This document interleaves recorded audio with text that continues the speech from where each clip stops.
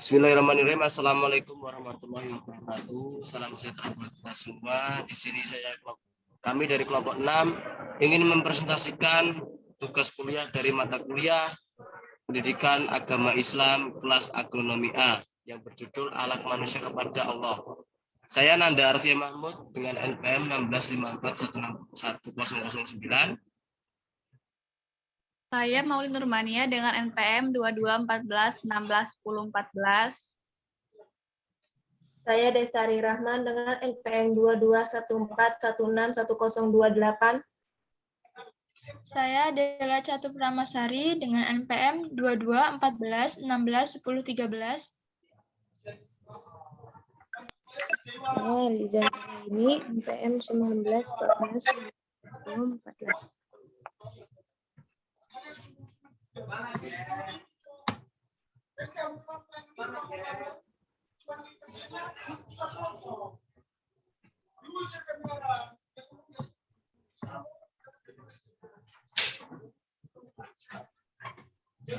Ya, silakan.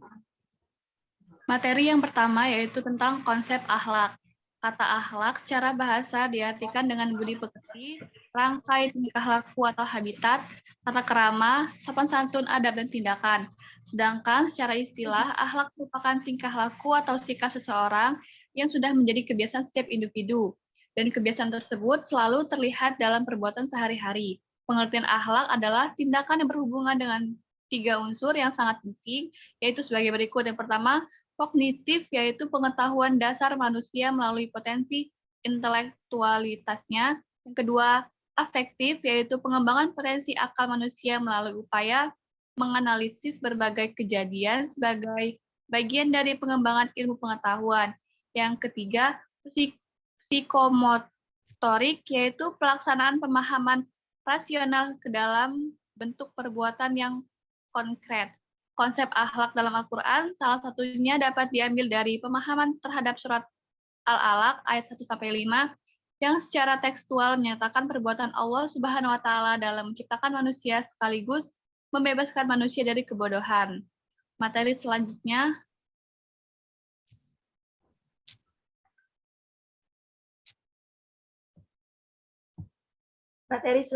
yaitu konsep diri manusia. Setiap manusia memiliki kemampuan untuk menilai dirinya masing-masing. Bahkan Al-Quran menggambarkan bahwa manusia tetap memiliki kesempatan untuk menilai atau menghisap dirinya sendiri pada hari kebangkitan. Konsep diri tersebut melalui sebuah proses belajar yang berlangsung sejak masa pertumbuhan hingga dewasa. Self-concept dapat untuk memahamkan diri kita sebagai makhluk ciptaan Allah yang sempurna dengan berbagai potensi dalam diri yang kelak akan dipertanggungjawabkan di hadapan Allah. Konsep diri dalam perspektif Islam, Islam mengajarkan agar berpandangan positif terhadap diri karena manusia mempunyai derajat yang lebih tinggi dari makhluk yang lain.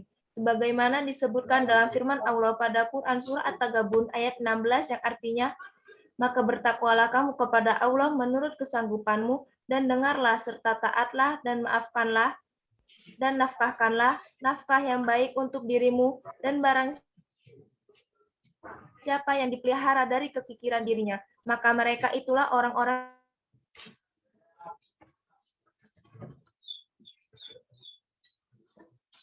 yang beruntung. Keterbatasan kita sebagai manusia dan dalam keterbatasan itulah yang kita miliki dalam hal ini bergantung semuanya dengan pengetahuan yang ada dalam diri kita. Materi selanjutnya.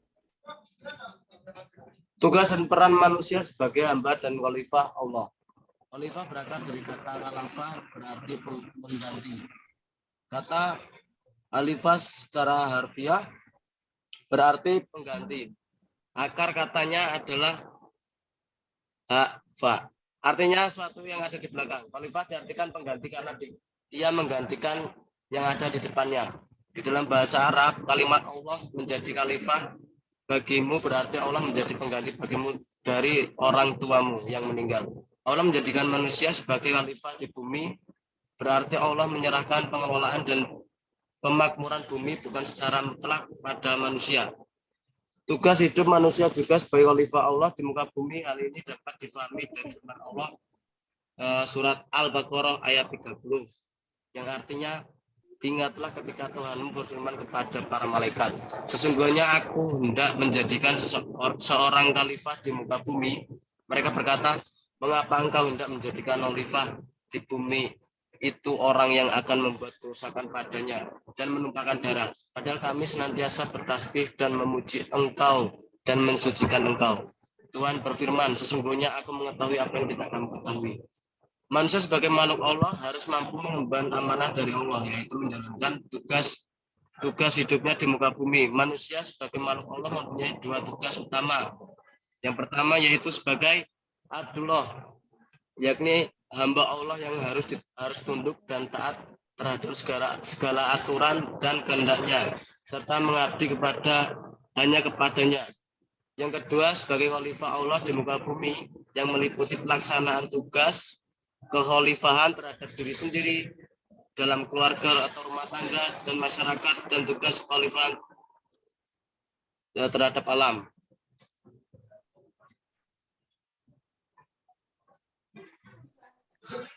Contoh dan perilaku kebiasaan positif untuk pengembangan diri.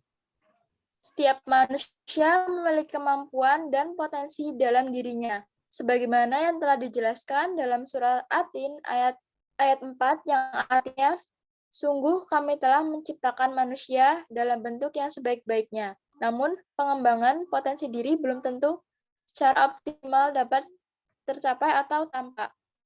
Agar dapat memaksimalkan visi dan pengembangan potensi diri, maka kita memerlukan langkah-langkah sebagai berikut. Yang pertama, awali langkah kita dengan proses refleksi diri agar kita dapat merenungi makna dari tujuan hidup kita sebagai khalifah atau sebagai khalifah di muka bumi. Yang kedua, B, kendali kekuatan dan kelemahan diri kita agar kita mudah menyusun strategi untuk mencapai tujuan sesuai dengan karakter diri kita masing-masing. C, membangun prinsip diri agar kita tidak mudah goyah dengan bermacam-macam faktor internal ataupun eksternal yang mungkin menghambat langkah kita. D, fokus pada pengembangan diri yang sudah kita susun untuk masa depan. Manfaatkanlah segala masa lalu yang mungkin pernah menjadi penghalang kemurnian hati. E, menyelesaikan semua masalah dengan kepala dingin dan rasional yang baik hingga kita bisa mengambil keputusan dengan tenang dan dengan jalan yang benar. Materi selanjutnya. Langkah dasar tersebut merupakan ikhtiar awal yang dapat menjadi fondasi untuk mendampingi visi dasar hidup kita. Setelah hati merasa mantap untuk melangkah, kita dapat menyusun beberapa strategi praktis dalam kehidupan sehari-hari. Misalnya, yang pertama ada manajemen waktu.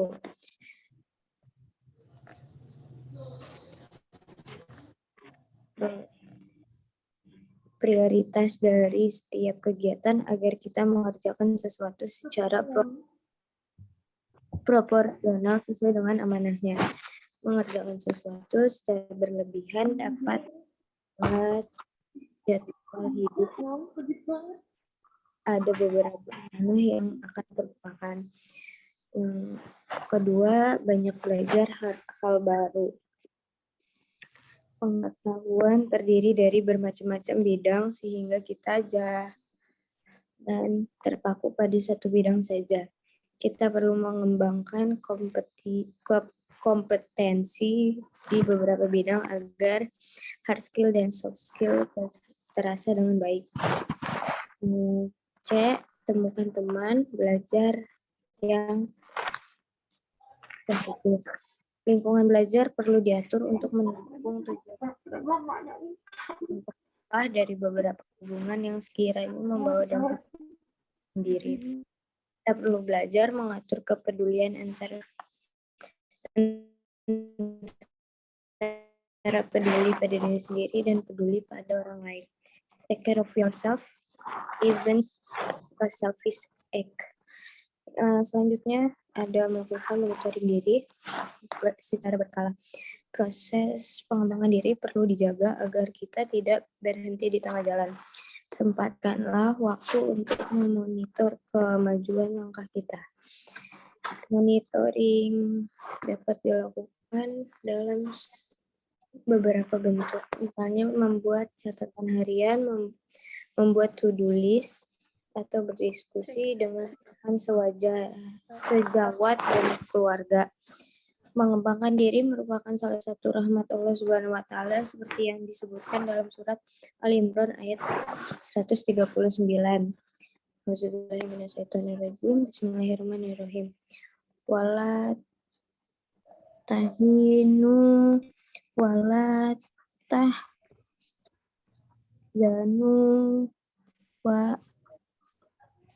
wa antum launa in kuntum mu'minin. Artinya, janganlah kamu bersikap lemah dan janganlah pula kamu bersedih hati, padahal kamulah orang-orang yang paling tinggi derajatnya jika kamu orang-orang yang beriman.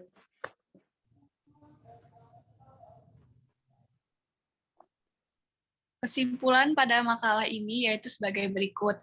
Akhlak secara bahasa diartikan dengan budi pekerti, rangkai tingkah laku atau habitat, tata kerama, sopan santun, adab, dan tindakan.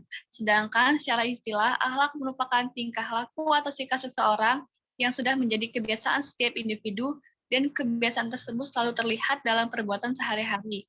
Tingkah laku dan sikap dari manusia kepada Allah Subhanahu wa taala seperti mensucikan Allah dan memujinya, bertawakal, berserah diri kepada Allah, berbaik sangka kepada Allah, beribadah hanya kepada Allah, berdoa khusus kepada Allah, zikrullah, dan bersyukur kepada Allah.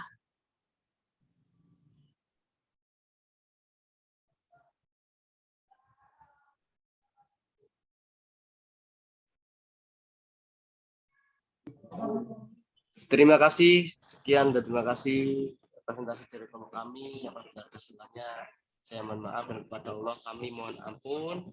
Wabillahi taufiq wal hidayah. Wassalamualaikum warahmatullahi wabarakatuh.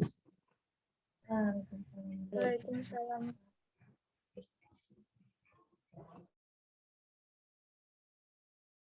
Warahmatullahi wabarakatuh.